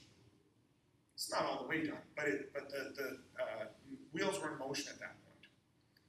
But it's a practice. It wasn't a formal policy.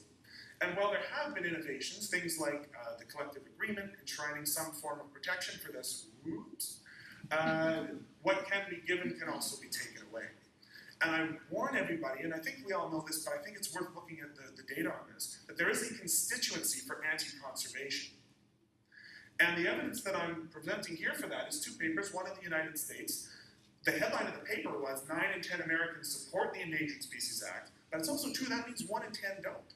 And oftentimes the way our media works is you're going to amplify that 1 in 10 because it's an interesting contrarian perspective that agrees with people that have lots of money and a vested interest in not conserving. So that 1 in 10 is going to get quite the voice. In Canada, we did a survey led by Jenny McCoon. We found that 11% of Canadians opposed species conservation in principle. Just the idea of conserving species was opposed by 11% of people. So there's it's not a large number of people that will admit to this, but there is a constituency for this, and we are a democracy, so those people are going to look for a political home. In preparing for this talk, I actually emailed Andrew Scheer, who's the leader of the Conservative Party of Canada. I emailed him about, I guess it was 5 months or so ago, and I basically asked, I just have a question, what's your position on muzzling scientists? I said it nicer than that. No response, nothing. Not even a form letter. I was kind of expecting, it'll be fun, nothing. That's really weird. Let's talk about Doug Ford for a second. So this Maclean's article just came out. One of the new things that they're doing is they're canceling subscriptions to newspapers and magazines, and I'm not sure scientific journals, I've seen conflicting things about that. But not only have they canceled it, they've actually blocked their subscription, even though they have time left on some of these subscriptions. This is actually just going against information. Like this is a really weird thing to do. And the reason why I'm highlighting this is you shouldn't assume that major platforms like media, like Maclean's, will understand or care about the structural problems created by policies like this. They put this under perks and travel as an example of things that are being cut by the government. So the average reader would look at this and have no idea that this intersects with science at all. Here's another one. They canceled 758 renewable energy contracts. This will cost the government millions in lawsuits as they've broken contracts that are already in place. Don't assume that just because a policy is objectively bad, that it won't be implemented and supported by a substantial minority of the electorate. So, these are my closing slides. I am going to be provocative and say that conservation policies must be viewed through a lens of political resilience. We need to raise the level of pain when somebody comes in and does something that is anti-science or anti-conservation. A lack of accessible information on Canadian fisheries, I think, makes it difficult to have a coherent debate. And a lack of clarity often results not in the precautionary decision, even though that policy is ostensibly in place. What I found is this often results in the pro-exploitation position. When you're in these different review meetings, it seems to go that way. We can talk about whether that should be, but that seems to be what it is right now. All recent gains, I would say, in Fisheries and Oceans Canada's openness could be reversed on October 21st, 2019. We mentioned this integrity was in the collective agreement, but let's not forget that the same constituency that is interested in suppressing science loves busting unions. This is a feature, not a bug, with this group. And let's not forget that. This is what everyone's up against. So my argument is that if we can do something like what NOAA has in the States, the National Oceanic Atmospheric Administration, has an actual scientific integrity policy that's written down and has things about openness and science communication, I think that raises the level of pain, because if somebody gets in and strips that away, it's something for us to rally on. It's something for us to say, you're undermining our transparency rule. And I think there'd be value in that. I'll leave you with this statement, which I'm paraphrasing from David Roberts, who's a writer for Vox. The most important conservation project in 2018 is the acquisition and deployment of political power at all levels of government. And I'd love to have chats about this economy. Thank you.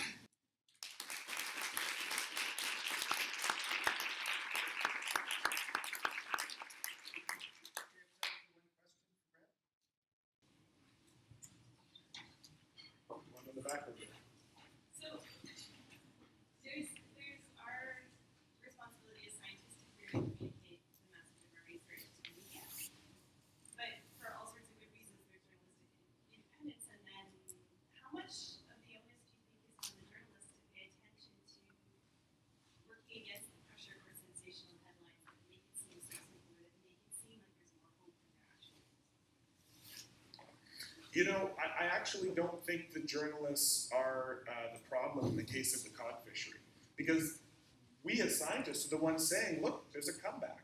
Because statistically, there was a comeback. Like, that was pretty cool, because for the longest time, the stock was at nothing, and then it was coming up a little bit. When the science papers called Northern Cod comeback, and I don't mean to denigrate the work of those two scientists, they're excellent scientists, and it's not an inaccurate title, but I think what happened was it got everybody all wound up. And that finding just happened to agree with the optimism that was needed for a government to tell the fishing communities, don't worry, the fish is coming back, you don't have to do something other than fishing. And I think this is partly where we need to be very mindful when we do engage with science communication, what's going to be done with that thing that we're saying.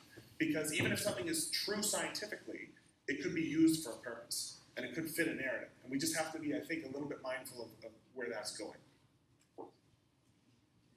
Thank you.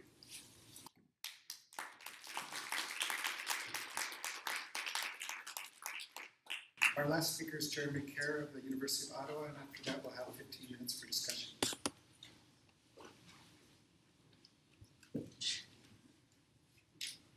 Thank you very much for coming to sleepy hour talks. Lovely to see everybody here. Just adding one thing to Brett's very interesting presentation. If you look around the halls here, you are not going to find very many Ontario scientists. And the reason for this is that their conference attendance was cancelled, even though they paid for everything to be here. Interesting times. So, a few things I want to talk about today.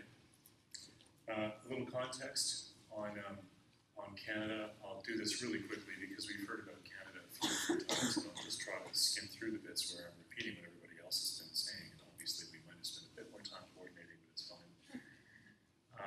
The situation, of course, over much of the last 12 or 13 years has been one of trending towards eroding environmental protections and an organized effort to degrade scientific integrity. The situation with science integrity in Canada, I'll talk about a little bit in terms of some of the symptoms of those systemic attacks, things that were happening that were going terribly wrong, and a bit of a prescription for fixing science integrity problems based on some of the things that have worked and the ways that they've worked, and some of the things that, despite our best efforts, just don't get fixed quickly. And basically, this is a kind of commentary on the good, the bad, and the ugly. And so some things are fixable, and that's the good. Some things don't change very quickly. That's the bad.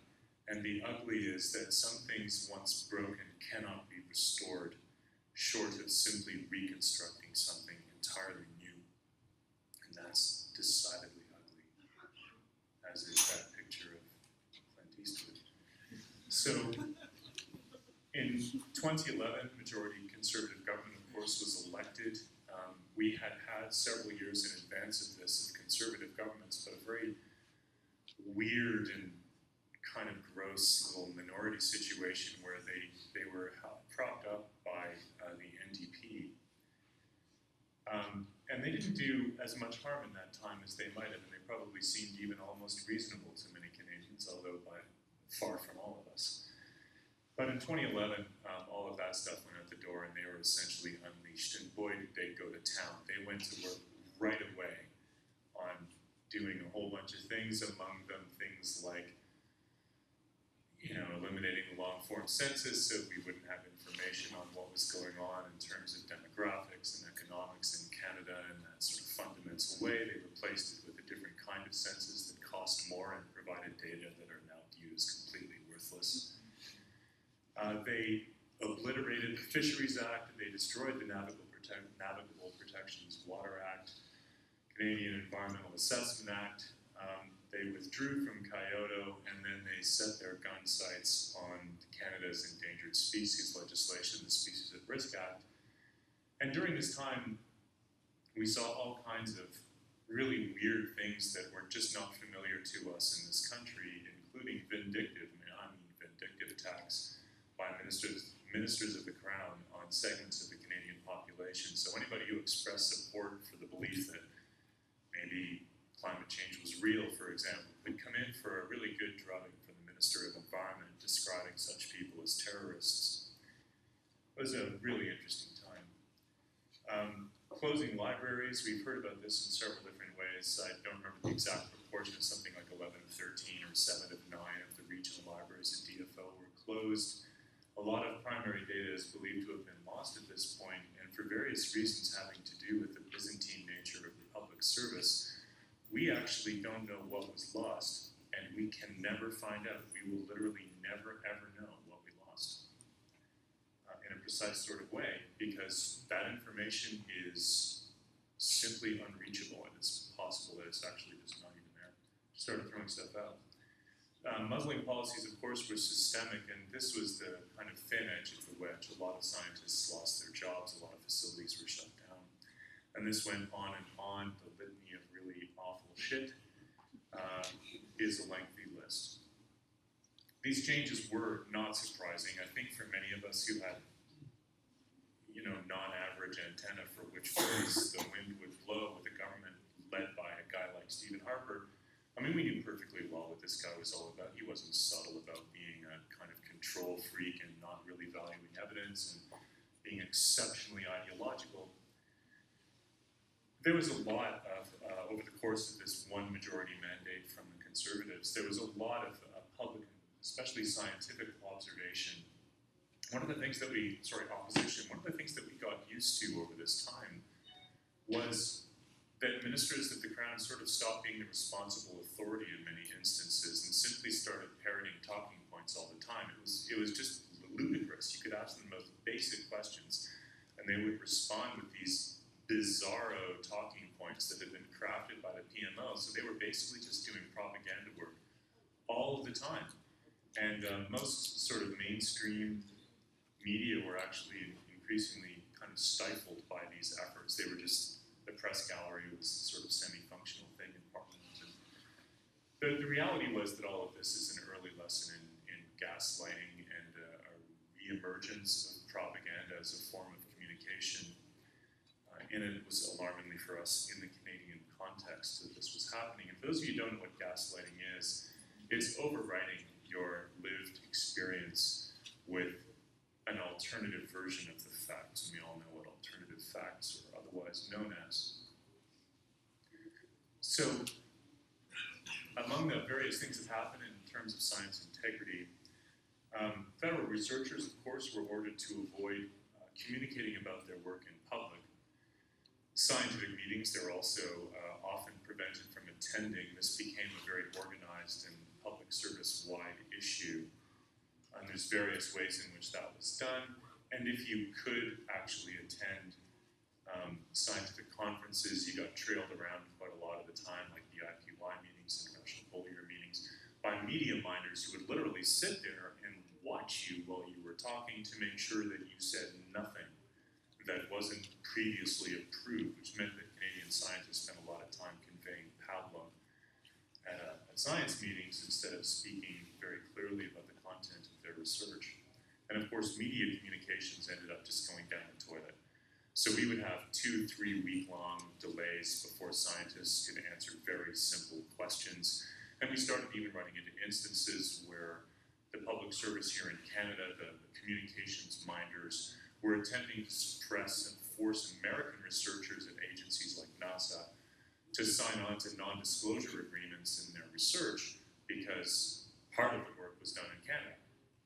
So the Americans wouldn't be allowed to talk about it either. It was just really quite impressive. And for those of you who've ever seen the approvals trails that were required to get permission to speak, it's a joke. I mean, it's like the worst sort of Dilbert cartoon ever. You have these like endless circles of approvals where you can literally go in circles over and over and over again. If one of the approvals comes back uneven, then you're just like, okay, that's like the snake, and you go back to the beginning and you start climbing the ladder again. It's amazing. Some subjects, of course, were harder to speak about at all. There are reports from inside places like NRCan that words like carbon were scoured from public documents. And the conference attendance thing was really just kind of out of hand, and it was limited to 2 people per department attending conferences. But for some of these departments with 3,000 researchers, 2 people attending basically means the department is absent in a functional way from mainstream scientific interaction. And the media minder thing was a sort of breathtaking dip into an Orwellian parallel universe. In terms of attacks on scientific integrity, among the most damaging were those that led to the loss of federal facilities. There were some very classic examples that became rallying cries for Canadians of all stripes, but also researchers in particular, things like the experimental lakes area. DFO attempted to shut this down, and the Ontario government and a consortium of environmental groups ended up sort of taking it over. But many other things that were less public in their impact were nevertheless lost over this time, and sometimes very directly and sometimes very indirectly. Scientific agencies' capacity to function was also severely hit during this time. Organizations that were really jewels in the crown of Canadian science, the Canada Centre for Remote Sensing, the National Research Council, just hemorrhaged staff during this period as their missions and mandates were rewritten to be very narrow and very applied.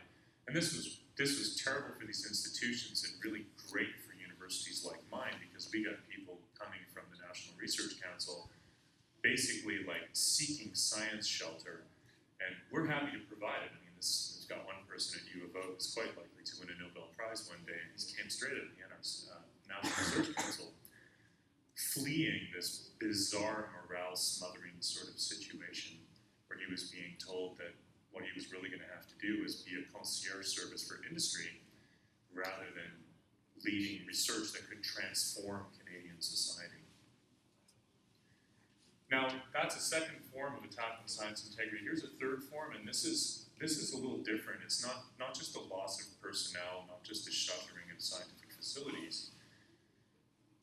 It's the deliberate breakage of things that will then be very hard to fix. And a good example of this in an environmental sense is the Species at Risk Act. And indeed, in a legislative way, this was pretty much the only piece of legislation the Conservatives did not successfully destroy during their time. And the reason that happened is because of an organization effort by Canadian scientists, a few of whom are in this room, and a consortium of environmental groups. And all of us got together and we organized a massive effort to bring the science community together and convey this consensus statement to the Minister of Environment at the time, who we rapidly learned was really not in control of any part of this process, and we ended up going to the Prime Minister's office instead, where the staff there was clearly just running everything. And we managed to dissuade the government after a really scary, could have, come see, come saw kind of experience, to not mess with the legislation. And this seemed like a victory at the time, and indeed, in some ways, it really was. It was actually the only piece of environmental legislation that meant anything that was left standing after they were through doing their legislative updates. The problem for us was this was a purely Pyrrhic victory. It was as hollow as possible. So the legislation didn't get changed, but what did get changed is the actual functioning of the act. So what happened was the Minister of Environment, the successor to the mouthpiece Peter Kent, was Leona Aglukak, and what she effectively did, I mean, Peter Kent really kicked the ball off here, but Leona went nuts with it. And basically what happened is that the entity which recommends listing decisions to government, the minister is then meant to transmit to cabinet and they get approved. That entity is the Committee on the Status of Endangered Wildlife in Canada. People like Justina Ray have played an integral role in that for years and years. They convey the recommendations to the minister signs off and it goes to cabinet, Bob's your uncle, everything's good. Except the minister stopped transmitting the files to cabinet. The legislation does not actually require the minister to transmit the files to cabinet for final approval. It just assumed stupidly that she would do her job and it would happen. But didn't actually say, and thou shalt now walk down the hall and put it on the other desk. And so what they did was they just accumulated a stack of around 150 of these recommendations, depending on how you break down the species and populations. And this is an example of breakage. This is what happens when a government that's trying to trash something really finds a loophole and goes nuts. And so what they did here effectively was they halted the listing of endangered species, or species at risk in the Canadian parlance. And the problem here is that we've now accumulated listing recommendations that are based on data that is years and years old. And it's very hard for a responsible public service to simply say, you know what, we're going to go back and we're just going to say retroactively 6-year-old data, we're just going to take that status recommendation like it totally changed. We're just going to go with that. And they're not clearing these decisions very quickly at all, although there is a really strong effort to do so. But 3 years after the new government was elected, we have not cleared the backlog at all. I didn't do that. Somebody else did that. Who did that? So, lots of trouble.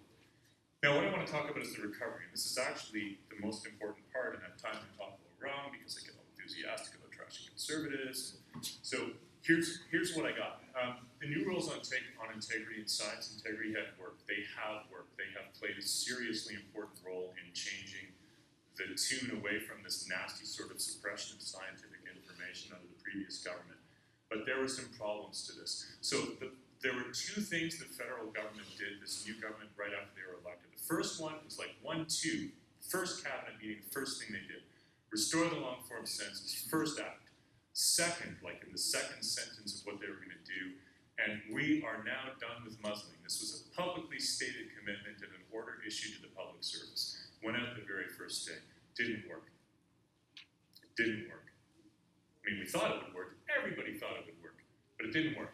So they went on with it a little later. They issued a letter to the entire public service, co-signed by the President of the Treasury Board. The Minister of Science wrote it. End muzzling now.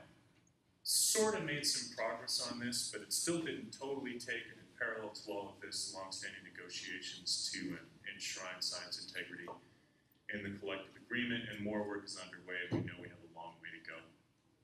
Okay, stuff that is in the bad category. There have been huge efforts to change the policies, and the policies are changing. But what we're finding is that the thing that really slows us down is not policy levers, except in the cases where the policies have been obliterated. What really happens here is that the cultures are hard to change. So you can change the policies, but you've got 50,000 people who've been doing it that way for the past decade. And you can't just tell them to do it in a different way, and then they all start doing it in a different way. It takes a while to change the culture. And that's really slowing us down. So what I'd say is regressive political leadership messes up the public service culture, and that's a lagging indicator of change. At the risk of being controversial, we would have solved a lot of these problems had it been even vaguely ethical to purge the public service of a number of its middle managers. But this, of course, is not a reasonable thing to do. But a lot of our young scientists, of course, have never worked in a system which actually worked, right? It's not a functional system. They grew up with muzzling, and they find it terribly confusing being told that they can communicate. Now, the ugly, really fast, and I'm now a couple minutes equipment. So over time, research facilities and capabilities that have been dismembered. You can't recover these things. You can't fix something that doesn't exist, right? So if it's been broken up or thrown in a bin or incinerated, like the contents of DFO libraries, well, that's an unfixable. Another thing that's kind of unfixable is that when processes are broken in a way that basically just drowns them in molasses, like the species at risk listing backlog, you can't just wave a wand over this and make it go away. It takes a really long time to fix. And one of the standing jokes among conservative staffers at the end of their mandate was, wait till you see the landmines we've sunk in the ground for you. And there's any number of these that blew up right after the election was over and are continuing to explode on an almost daily basis. And this is one of them. The Sarah listing backlog is a gigantic pain in the ass. Conclusions, just ending really quickly. I mean, even when problems are tightly defined and resolved from a very simple rule like muzzling, you can put in place a different rule. And this can begin to affect change. And it is doing so. But making everybody really embrace that rule, it takes real time. And so that brings me to my second point, that when you screw up the culture of an entire system of government, that just doesn't fix overnight.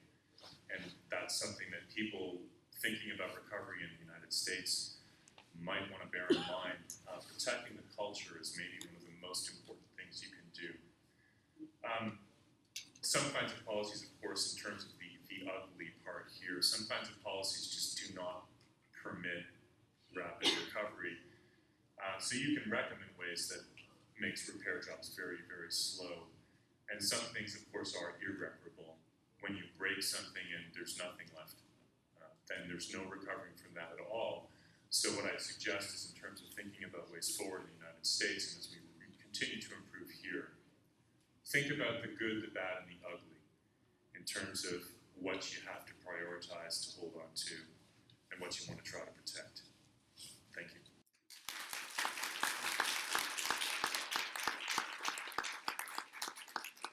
I want to thank all the speakers. We have about 7 minutes for questions. If you have a question, stand up, speak loudly, and direct it towards a speaker. Just a question. Do you know how many libraries were destroyed? Was it mainly focused on DFO because parts of Canada libraries destroyed as well?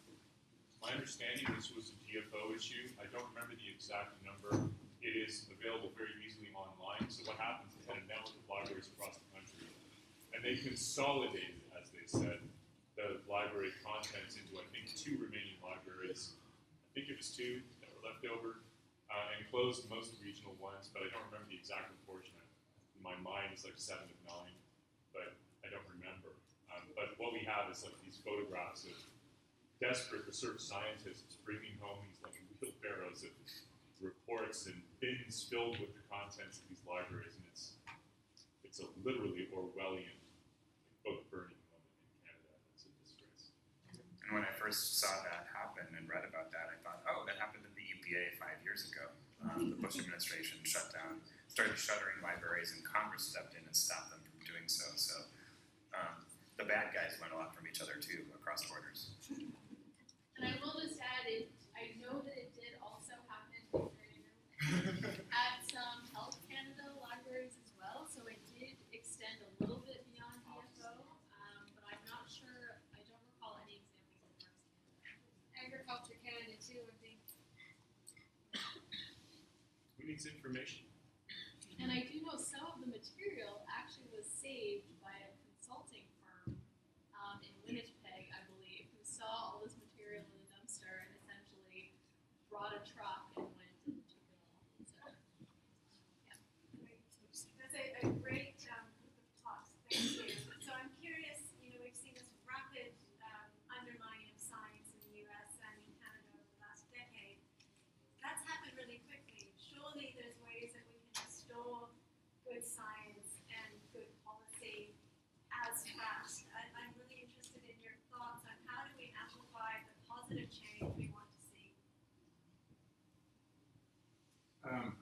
At least on the U.S. side, I'm encouraged by a couple of things. One being that what Michael showed in his talk, the thousands of people that showed up at the Washington Wall for the March for Science, the March for Climate Change, the March for Women's Rights. So there's a lot of really good things going on in response to that, and the public polling consistently shows that scientists, by and large, are trusted by the public.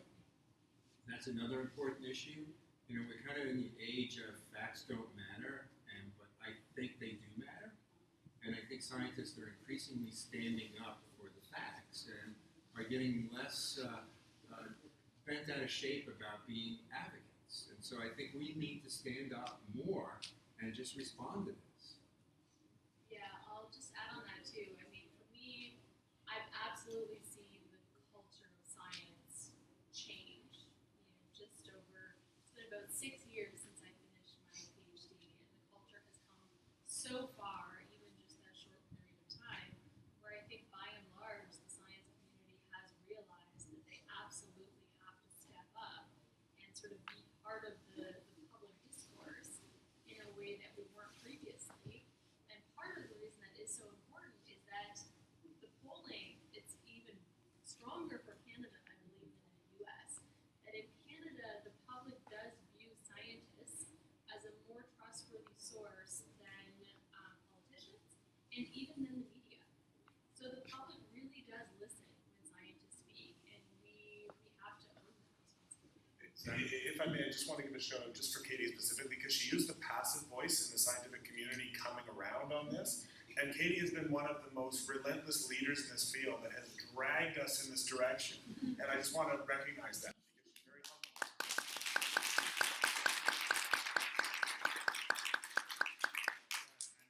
because I'm sitting behind the podium otherwise. But, I do want to make sure that we don't buy into the full idea that alternative facts all of a sudden showed up a year or two ago.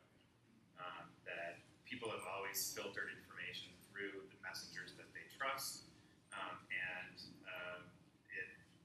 the environment has changed in that the media has fewer resources to be able to report, and it's much easier to spread misinformation in a decentralized kind of way, but disinformation is as old as the hills, and so we need to figure out what are the ways to combat that in a sort of distributed way.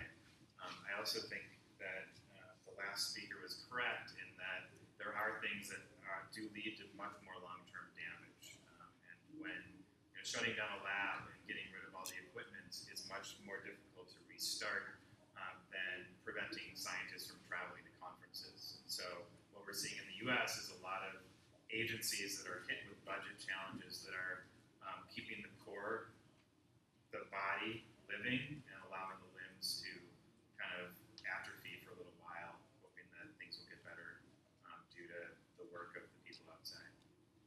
So I'm the risk of being one of these Me Too types, it's just adding my voice to a stack of people who've spoken very well, but there's just two things I wanted to say. The first is that, if scientists don't speak about their science, somebody's going to lie about their science for them. And that, is based, I use this term over and over again, but it's like gaslighting science itself, right? So we've got people out there in the mainstream media now, and indeed in positions of obvious power, who are just lying all the time about the basic facts that define the universe, like biophysical facts. This is silly space, right? This is complete madness. Scientists are, I think, in many instances, as you well know, the best advocates for their own. They know it better than anybody, and they can speak about it with passion that can convince the public. This is something that I think is really important, and I would like us to try to remember that scientists need to be engaged, and the time for retreating from the public space, I mean, should there ever be such a time in the future, it's in a different universe than what we're living in right now. Now is the time for us to be